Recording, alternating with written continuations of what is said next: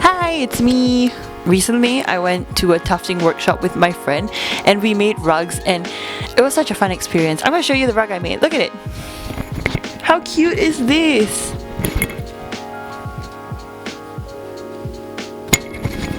So it's kind of like dorky, but it's a planet book and a planet because planets remind me a lot of my childhood and I thought it was like, and I don't know, it makes it cute, and like books are my thing, being a lit student and all. So ever since I made the rug, so I thought that it was really fun, and honestly I was like, I had half a mind to pick up a tufting gun and be like, yeah, I'm gonna pick this up, this is gonna be my new hobby. And then I saw that a tufting gun costs like $200, which is an investment I cannot make right now because I already have enough hobbies considering how much yarn that I already buy and whatnot. So yeah, so tufting not for me. And then I realized punch needling is kind of similar to tufting. It's like close enough but also not. So I decided to pick up punch needling instead, since punch needling also uses the same yarn and all I need is the cloth, the frames, and the punch needle, which honestly wasn't that expensive. So I started by buying one of those like DIY punch needle kits from Shopee, and I made this. It's kind of cute. Yeah, so it was actually really simple and I figured like, yeah, this is a hobby I can do. So after buying this, I already have a punch needle and I have yarn that I already use for crochet. So all I needed to do was buy the frames and the cloth, which I did, and it arrived recently. So today we're going to make a punch needle mirror. I guess I can teach you how to do it and you can just punch needle along with me. So let's go! So first things first, we're going to need to assemble the frames. So I had to hammer these in myself with my trusty little mallet that I got from Daiso for $2. So I'm just going to hammer in the frames by myself. I'm using a 60 by 60 cm frame and the mirrors are 30 by 30 cm, so it should be about right. So these are the frames. They came separated. I bought them on Taobao and they were kind of cheap. So I'm just gonna work on hammering them in now.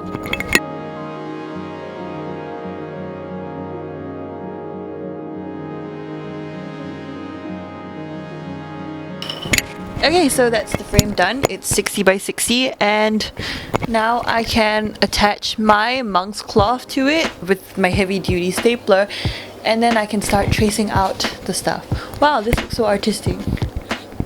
Okay, so I just stretched the monk's cloth over the frame, stapled it on, and then afterwards I put the mirror on top, traced the shape of the mirror, and then afterwards I drew the pattern that I wanted for the mirror. So I'll be using these yarns, variations of pinks, and this is what we have so far. Oh, I don't know if you can see it, but this is what it's gonna look like. So basically the correct side will be this side, and this is the side we'll be working on. So I can lean it against my cupboard while I punch needle, but let me just open my new punch needle. The idea that I have is basically these three in alternating colors. So I'm going to start by using this and making the outline of it. Okay, so now we can talk punch needles. This is the one that I got recently. It is a slightly fancier punch needle, and the old one I have is just this. Honestly, both work kind of the same and it's perfectly fine either way, just that this one doesn't have like adjustments for length and this one does. So I'm just setting it to what I like. So I kind of want it fuzzy but not very fuzzy, so I'm just going to put it to a neutral B right here, and then I'll start threading it through. When you thread it, so all you need to do is get the tool that they give you, get it through the loop here, push it through until it comes out the other end, like so. Grab the yarn that you're going to use. I'm using the pink, but I've also crocheted it and played with it, so it's hella wriggly, but that's fine. So just get it through here, try and get some slack, and then you just pull it through. So get on the underside and get your tool through like so. Then we're going to have to open it up again because I squished it. Stupid. Ugh, annoying. Okay, so just open it up a little, grab your yarn, pull it, and then pull it downwards so the yarn goes down like that. And that's your punch needle, and it's all ready to use. So just pull the tail end so it doesn't need to be this long, and we can get started. Okay, so what I wanted to do first was just get used to how everything works. So I just practiced first with the little details because they say that you should always start with your little details first. So I was punch needling the little details, and after punch needling the details, then I started working on the borders. I just wanted to make sure that I managed to get everything more or less calculated right, because it would be the first time that I'm working on like a bigger frame rather than the smaller one. And this is also technically only my like second project, and the first one wasn't really much of a project, so I was just trying to get used to it. Remembering that the side that you're punch needling on is the wrong side, and the right side will be the back. So yeah, I managed to get the hang of it. I managed to do it in a way that I can finally feel comfortable telling you how to do it, because honestly, I'm a newbie too, so yeah. This is the progress that we have so far. I did the little hearts first because when you do this, they always tell you to do the details first. There's more details that I want to add at the bottom, but I'll do that later. But for now, I was just experimenting with this, and this is what it looks like so far. Of course, we're going to cut off the excess threads, but I think it's going quite well. It looks quite cute. The hearts are done. And yeah, it's just going to be a really cute mirror with positive affirmations.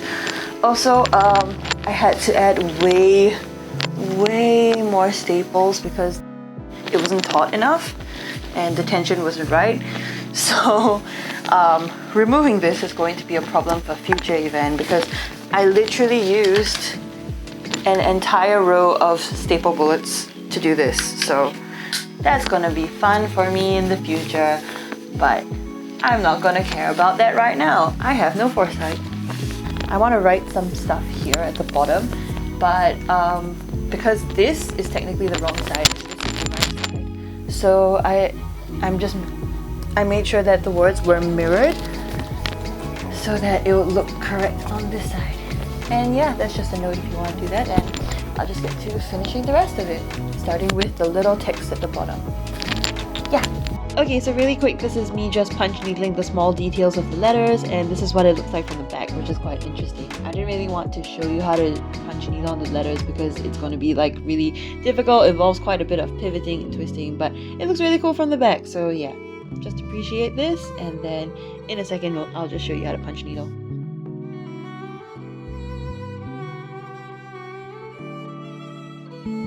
Okay, so to start off with your punch needling, you're going to want to make sure you have a lot of slack, because you don't want your tension to be taut, because you need to be able to pull loops. So taking this, we don't need the tail end that long, so about this length. And I like to start with the outline, so I'll just, wherever I want to start, I just push my needle through, and then this thread, I go on the other side and pull it through, like so. And afterwards, we're ready to continue. So what you do is the tip of your needle needs to face the direction that you're moving in. And you just skip like 2 or 3 stitches, 2 or 3 gaps, and then you go all around. I like to start with outlining mine, so that's what I'm just going to do. You don't want them too far apart, and you don't want the loops too high, but it's about 2 or 3 small gap. Just push your needle through and trace the outline.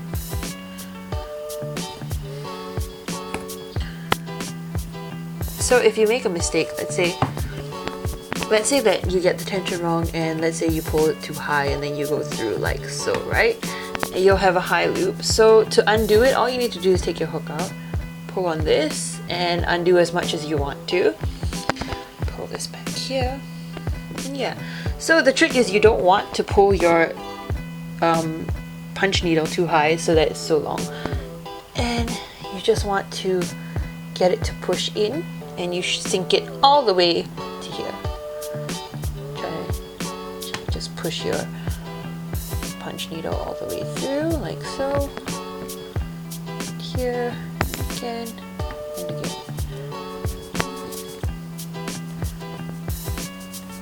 See, that one's too long, so I'll just undo it again. Pulling this. And on the other side, it will form the loops like so. And you just keep going, making sure that whichever direction you're facing, the tip of the needle is pointing that way.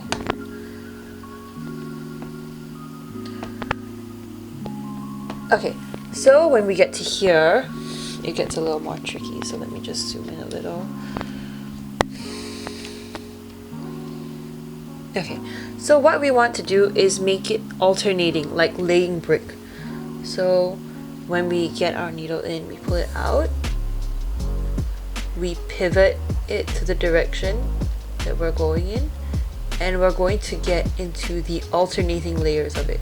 So it's like laying brick. So right in the middle of the stitch here, again this way, again this way. If there's anything that you're not happy with, you could always pull it out and undo it, but for now we'll just keep going. To carve out the small details, we'll probably have to go over once or twice, but be careful not to push on the stitches that you've already made. And if you want to get closer, you could push them a little lower to find space for where you're going now. There we go. I'm just using my left hand. I don't know why. Just push it all the way through. All the way through. And there you have this pink line. Now I'm going to switch to my right hand and we'll continue with this.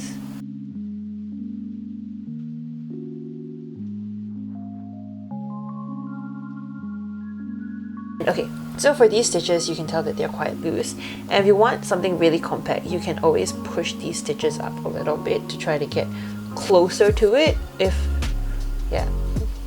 Closer to it. It doesn't really matter how close they are, because at the back it will always be super dense, but like for here, I try to get them at least close so that it forms something more compact, but at the same time you don't want something way too dense. So a few little gaps like this is probably fine, because if you do something too dense, I think it will weigh the cloth down. So we'll just continue with this. We'll just continue doing the whole outline of it. So it's honestly really that simple. Punch needling is super simple, because the other side is what we're working with, right? The other side will be the correct side, and this is technically the wrong side. It doesn't really matter which direction you go in. You can go in like a spiral, you can continuously do outlines. But I know some people use this side, like they like the textures, so punch needles the opposite side because they like this texture more. So it depends on you, but the other side will be fuzzy and this side will be flat. I found a new setup that works just as well. I put it on my rocking chair in my lap so that I can work on it here. And also I can watch Netflix. Look. Yay, Netflix. So yeah, this runs the risk of me stabbing myself in the legs, but I think it's worth it because sitting on the floor was causing me back pains, because that's what happens when you get old. So yeah, I'll just finish one more section and then we're done with this, and then we can start finishing the rug.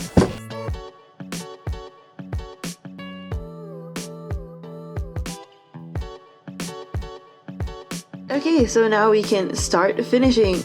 All we're going to do is start by tracing the outline that we'll need to cut it out, and then afterwards we'll start trimming the right side of the fabric. Also, what I did was put my embroidery hoop in the center to see how much excess fabric I should cut out, because like the center is really big and I didn't really want to waste any of the monk's cloth because it's not cheap. So with that, I'm going to use the excess to make something else with the circular hoop, which is, yeah, honestly, I just like to scrimp and save, so this is me scrimping and saving, but what's the point of wasting like a good piece of fabric like that? So I just measured it to make sure that I'd have enough for my embroidery hoop while also having enough to finish the edges. When cutting the threads, you have to make sure that you're going very careful. I cut off the starting and ending threads, but also cut off any excess mistake loops that were too long, but I was really careful not to pull it, because if you pull it, it will unravel because I haven't glued it down yet. And yeah, I just go over it, be careful, trim anything that doesn't look nice. For me, I also trimmed the parts where the colors were blending together too much because I didn't really like that. I made it as normal as I can get. And this is what it looks like now before sealing it with glue and everything. I think that it looks pretty good. It is a little handmade looking, but honestly I think it'll be okay once we finish it. Okay, so it is another day again. I have trimmed everything down. It looks all cute. All the excess long loops are done. I've traced out the outline of where I need to cut it, and yeah. What I'm doing now is just cutting it out along the lines and then cut notches so that you could fold it down. Afterwards, using hot glue, we will glue the edges down. Funny story about glue guns. When I was younger, I used to think glue guns were really expensive because I used to watch Glee a lot, and I remember like in the pilot episode, Will's wife Terry was like losing her mind about the fact that they don't own a glue gun. So in my young teenager mind, I was like, oh, glue guns must be expensive. So when I was getting ready for prom, and this was like 2-3 years later, so I was like 16 and I was getting ready for a prom and I wanted to make a flower crown, and my mom was like, oh yeah, okay. And then she bought me some supplies and she came back with a glue gun. And I was like, oh my god, you bought a glue gun? What the heck? Why would you spend this kind of reckless money? Yeah, and then I realized the glue gun is like no more than 10 bucks maybe if you get a cheap mini glue gun like this. Okay, glue gun story aside, now I glued the frame directly onto the mirror. I tried this in various different ways and it wasn't easy, but I figured the best way was to actually put it directly on the mirror and then glue it frame down, and afterwards turn it around to further glue any excess space. I tried the other ways and I just ended up making the mirror a little bit dirty, which is kind of upsetting, but it was fine. Afterwards, I used spare cardboard that I scrimped together, and it was actually cardboard that I saved from the last time when I put my IKEA furniture together, because again, I'm a hoarder and I always believe that one day those things will have use. So yeah, it had use. We're also going to seal the back of it with this cheap glue that I bought. I honestly don't know what it is, but it says that it's multi-purpose adhesive, which basically means that it's glue. So yeah, messed up a little bit, but that was fine. And then I weighed it down with all the books that I had. I left it to dry overnight and then it was done. The mirror has a lot of hot glue on it, which I need to clean off. And ta-da! It's done! It turned out really well. I didn't really finish the edges perfectly with the hot glue and everything because I kept burning myself, and I think the plank of wood wasn't actually a very smart idea. I should get one of those butter knife-like thingies. And I finally have a mirror in my room. I like how it reflects my pink wall where I'm going to put it up, because I have a blue wall and a pink wall, but it's going to reflect my pink wall so it looks extra pink. It looks cute enough, it's finished fine. Ooh, also, look! I managed to save the spare and put it on my embroidery hoop, so I have extra spare monk's cloth tufting fabric. Okay, this is tufting fabric. I have extra primary tufting fabric for me to use, and I'll just make maybe a small coaster. So yeah, save everything, woo! Thank you so much for watching. Hope you enjoyed the video and hope you make one of these too. Hit all the bunny thingies if you want to, if not it's fine too, and yeah, love you, see ya, bye!